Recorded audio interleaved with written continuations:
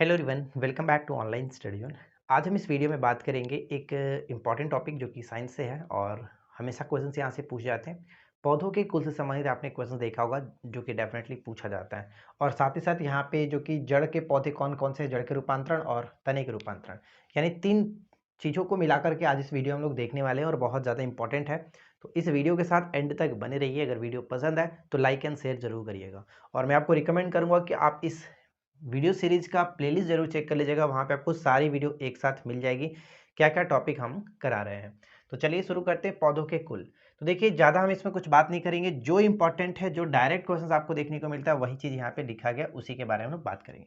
Topic को अच्छे तरीके से पढ़ना है तो आप फिर बुक से जा करके पढ़ सकते हैं, क्योंकि लास्ट टाइम चल रहा है तो सिर्फ और सिर्फ मैं रिविजन्स के पर्पज से आपको वीडियो पढ़ा रहा हूँ, प्रोवाइड करा रहा हूँ। और ये सिर्फ और सिर्फ शॉर्ट, जो कि एक नोट्स की तरह कह सकते हैं। तो चलिए देखिए, पौधों के कुल तो डायरेक्ट हम समझते हैं कि पौधों के कुल को बीज पत्रों के आधार पर दो भागों में बांटा गया है। दो भागों में बांटा गया है, जिसका पहला भाग एक बीजपत्री, दूसरा द्विबीजपत्री होता है। तो एक बीजपत्री के अंतर्गत यहाँ पे ध्यान देना है, एक बीजपत्री के अंतर्गत लिलिएसी, पाल्मी और ग्रेमिनेसी आता है। यही एग्जाम्स में पूछे जाते हैं। और यहाँ पे देखिए कि लिलिएसी के अंतर्गत क्या क्या चीजें आता है, तो लहसुन, प्याज। और पाल्मी के अंतर्गत क्या है, तो सुपारी, ताड़, नारियल, खजूर। आपको पता है ना कि पाल्म जैसे कि ताड़ को कहते हैं, तो पाल्मी मतलब सुपारी हो गया, ताड़, नारियल, खजूर इसी के अंतर्गत आता है। और एक यहाँ पे देखिए ग्रेमिनेसी, तो ग्रेमिनेसी के अंतर्गत गेहूं, मक्का, गन्ना, चावल, ज्वार, बाजरा और जौ। तो ग्रेमिनेसी को अनाज वाले पौधे के नाम से भी जाना जाता है। अगर डायरेक्ट आपसे क्वेश्चन पूछे कि अनाज वाले पौधे किस के अंतर्गत आते हैं, तो ग्रेमिनेसी के अंतर्गत आते हैं, क्योंकि गेहूं, ज्वार, चावल, बाजरा, जौ इस सब का इसी के अंतर्गत आता है, इसलिए इसको अनाज वाले पौधे के नाम से जाना जाता है।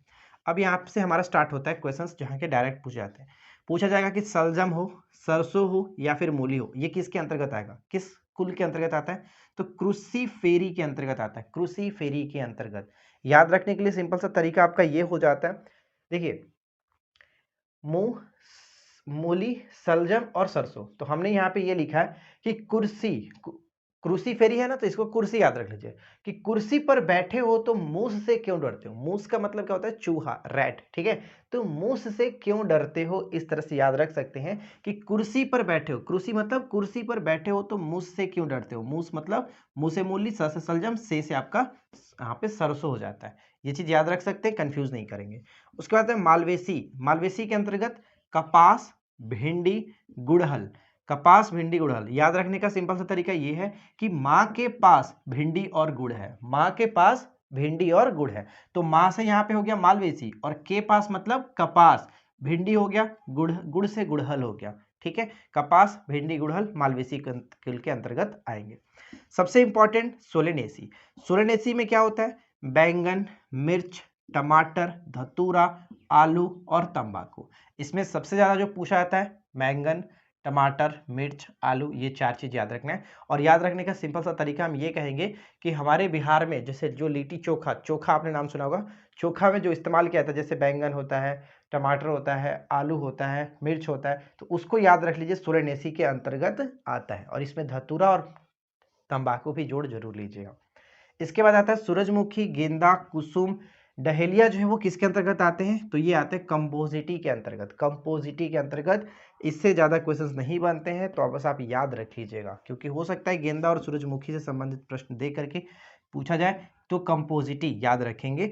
नींबू और संतरा, नींबू और संतरा किसके अंतर्गत, रूटेसी के अंतर्गत। रूटेसी कुल के अंतर्गत आता है नींबू और संतरा, यानी खट्टा वाला चीज यहाँ पे आप देख लीजिए।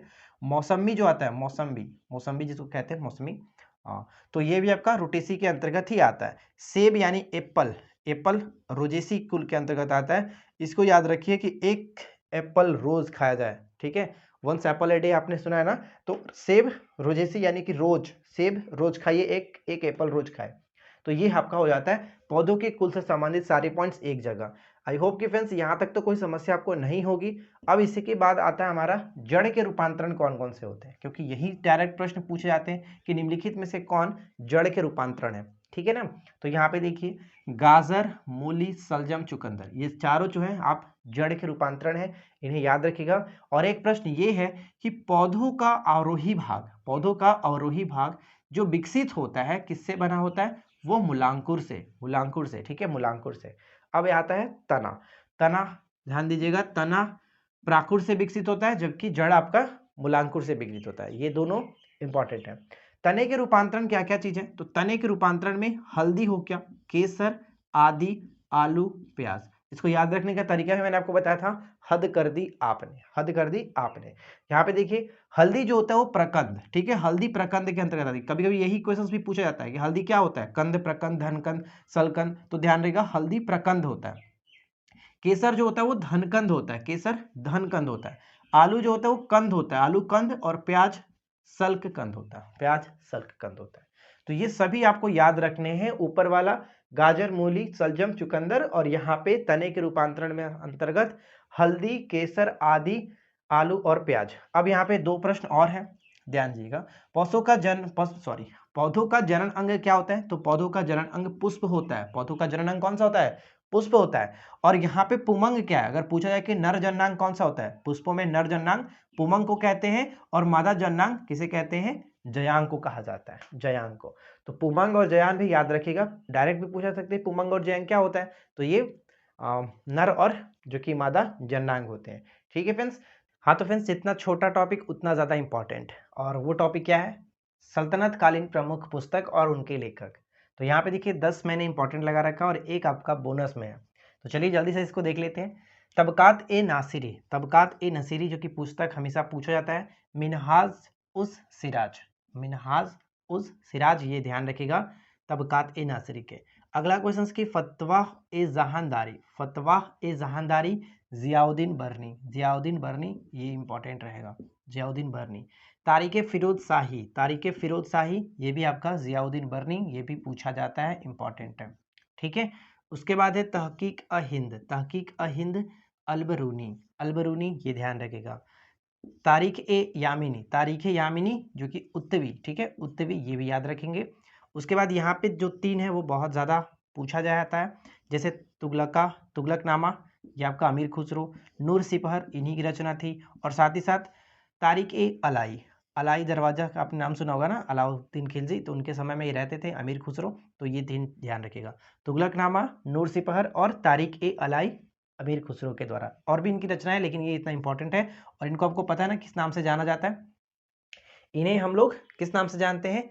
तो इनको कहा जाता है तोते हिंद के नाम से जाना जाता है, ठीक है, तोते हिंद। उसके बाद नेक्स्ट वन है तारिक मुबारक शाही, तारिक मुबारक शाही अहमद सर हिंदी, तारिक मुबारक शाही अहमद सर हिंदी। और लास्ट में one of the most important Rihla, इसको एक और नाम से जानते हैं, जैसे कि अगर इसको फारसी में कहा जाए तो किताब और जो कि रहला, ठीक है, तो जिसको हम लोग रेहला के नाम से जानते हैं। इब्न बतूता मोहम्मद बिन तुगलक के समय में आया हुआ था, मोरक्को यात्री। तो ये चीज़ ध्यान रखिएगा, रहला। अब यहाँ पे ध्यान दीजिएगा फ्रेंड्स, बोनस में मैंने आपको दिया है पद्मावत, क्योंकि ये प्रश्न बहुत बार पूछा जा चुका है, आपने भी एग्जाम्स में देखा होगा, कई बार आपको ये रिपीट हुआ है। तो पद्मावत के रचनाकार कौन थे? तो मलिक मोहम्मद जैसी, ठीक है, मलिक मोहम्मद जैसी, दिल्ली सल्तनत के एकमात्र जो कि काफ़ी प्रसिद्ध हिंदी रचनाकारों में से एक माने जाते थे, हिंदी विद्वान माने जाते थे, पद्मावत के रचनाकार मलिक मोहम्मद जैसी। ठीक है, तो मैं यहाँ पे लिखता हूँ मलिक मोहम्मद जैसी, मलिक मोहम्मद जैसी। बस आज के इस वीडियो में, ठीक है, तो उम्मीद करते हैं कि आप लोग को आज का ये वीडियो अच्छा लगा होगा। वीडियो कैसा लगा नीचे कमेंट्स करके जरूर बताएं। वीडियो अगर आपको पसंद आया तो लाइक एंड शेयर जरूर कीजिएगा। चैनल पे पहली बार है तो सब्सक्राइब करके नोटिफिकेशन बेल आइकन को ऑल पे सेट करिए।